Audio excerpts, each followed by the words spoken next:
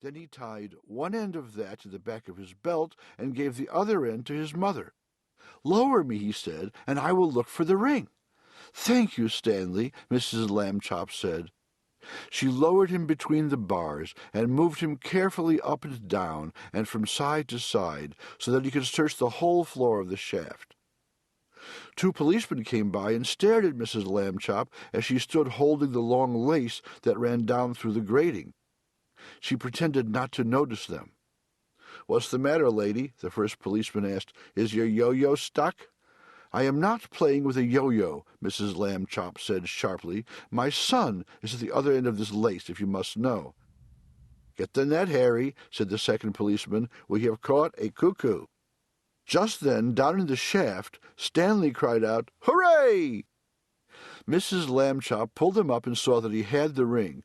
"Good for you, Stanley," she said. Then she turned angrily to the policeman. "A cuckoo indeed," she said. "Shame."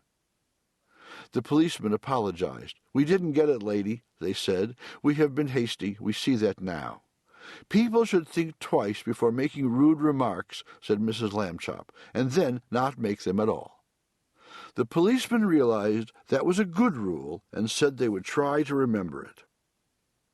One day, Stanley got a letter from his friend Thomas Anthony Jeffrey, whose family had moved recently to California. A school vacation was about to begin, and Stanley was invited to spend it with the Jeffreys. "Oh, boy," Stanley said, "I would love to go." Mr. Lambchop sighed. "A round-trip train or airplane ticket to California is very expensive," he said. "I will have to think of some cheaper way." When Mr. Lambchop came home from the office that evening, he brought with him an enormous brown paper envelope. "Now then, Stanley," he said, "try this for size." The envelope fit Stanley very well. There was even room left over, Mrs. Lambchop discovered, for an egg salad sandwich made with thin bread and a toothbrush case filled with milk. They had to put a great many stamps on the envelope to pay for both airmail and insurance, but it was still much less expensive than a train or airplane ticket to California. The next day, Mr. and Mrs. Lambchop slid Stanley into his envelope along with the egg salad sandwich and the toothbrush case full of milk and mailed him from the box on the corner. The envelope had to be folded to fit through the slot, but Stanley was a limber boy, and inside the box he straightened right up again. Mrs. Lambchop was nervous because Stanley had never been away from home alone before. She rapped on the box. "Can you hear me, dear?" she called. "Are you all right?" Stanley's voice came quite clearly. "I'm fine. Can I eat my sandwich now?" "Wait an hour, and try not to get overheated, dear," Mrs. Lambchop said. Then she and Mr. Lambchop cried out, "Goodbye, goodbye," and went home. Stanley had a fine time in California. When the visit was over, the Jeffreys returned him in a beautiful white envelope they had made themselves. It had red and blue markings to show that it was airmail, and Thomas Jeffrey had lettered "valuable" and "fragile," and this end up on both sides.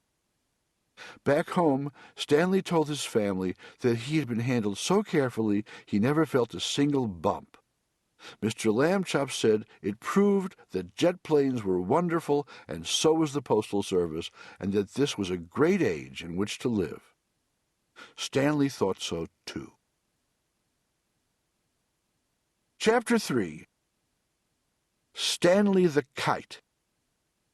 Mr. Lambchop had always liked to take the boys out with him on Sunday afternoons, to a museum or roller skating in the park, but it was difficult when they were crossing streets or moving about in crowds. Stanley and Arthur would often be jostled from his side, and Mr. Lambchop worried about speeding taxis or that hurrying people might accidentally knock them down. It was easier after Stanley got flat. Mr. Lambchop discovered that he could roll Stanley up without hurting him at all. He would tie a piece of string around Stanley to keep him from unrolling and make a little loop in the string for himself. It was as simple as carrying a parcel, and he could hold on to Arthur with the other hand. Stanley did not mind being carried because he had never much liked to walk. Arthur didn't like to walk either, but he had to. It made him mad. One Sunday afternoon in the street they met Ralph Jones, an old college friend of Mr. Lambchop's. "Well, George, I see you have bought some wallpaper," said Mr. Jones. "Going to decorate your house, I suppose?" "Wallpaper?" said Mr. Lambchop. "Oh, no, this is my son Stanley." He undid the string, and Stanley unrolled. "How do you do?" Stanley said. "Nice to meet you, young feller," said Mr. Jones. "George," he said to Mr. Lambchop, "that boy is flat." "Smart, too," Mr. Lambchop said. "Stanley is third from the top in his class at school." "Phooey," said Arthur. "This is my younger son, Arthur," Mr. Lambchop said, "and he will apologize for his rudeness." Arthur could only blush and apologize. Mr. Lambchop rolled Stanley up again, and they set out for home. It rained quite hard while they were on the way. Stanley, of course, hardly got wet at all, just around the edges, but Arthur got soaked. Late that night, Mr. and Mrs. Lambchop heard a noise out in the living room. They found Arthur lying on the floor near the bookcase. He had piled a great many volumes of the Encyclopedia Britannica on top of himself. "Put some more on me," Arthur said when he saw them. "Don't just stand there. Help me." Mr. and Mrs. Lambchop sent him back to bed, but the next morning they spoke to Stanley. "Arthur can't help being jealous," they said. "Be nice to him. You're his big brother, after all." The next Sunday Stanley and Arthur went to the park by themselves.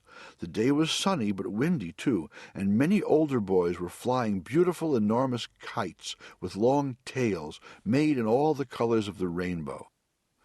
Arthur sighed. "Some day," he said, "I will have a big kite, and I will win a kite-flying contest and be famous like everyone else. Nobody knows who I am these days."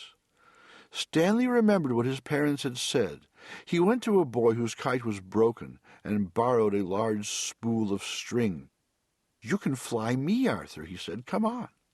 He attached the string to himself and gave Arthur the spool to hold. He ran lightly across the grass, sideways to get up speed, and then he turned to meet the breeze. Up, up, up, up went Stanley, being a kite. He knew just how to manage on the gusts of wind. He faced full into the wind if he wanted to rise, and let it take him from behind when he wanted speed.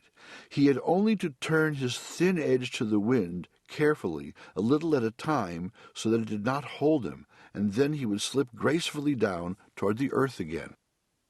Arthur let out all the string, and Stanley soared high above the trees, a beautiful sight in his red shirt and blue trousers against the pale blue sky. Everyone in the park stood still to watch. Stanley swooped right and then left in long matched swoops. He held his arms by his sides and zoomed at the ground like a rocket and curved up again toward the sun. He side-slipped and circled and made figure-eights and crosses and a star. Nobody has ever flown the way Stanley Lambchop flew that day. Probably no one ever will again.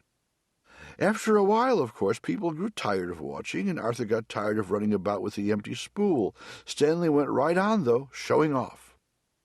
3 boys came up to Arthur and invited him to join them for a hot dog and some soda pop. Arthur left the spool wedged in the fork of a tree. He did not notice, while he was eating the hot dog, that the wind was blowing the string and tangling it about the tree. The string got shorter and shorter, but Stanley did not realize how low he was until leaves brushed his feet, and then it was too late. He got stuck in the branches. 15 minutes passed before Arthur and the other boys heard his cries and climbed up to set him free. Stanley would not speak to his brother that evening, and at bedtime, even though Arthur had apologized, he was still cross. Alone with Mr. Lambchop in the living room, Mrs. Lambchop sighed and shook her head. "You're at the office all day having fun," she said. "You don't realize what I go through with the boys. They're very difficult." "Kids are like that," Mr. Lambchop said. "Phases. Be patient, dear." Chapter 4. The Museum Thieves. Mr. and Mrs. O.J. Dart lived in the apartment above the Lambchops. Mr. Dart was an important man, the director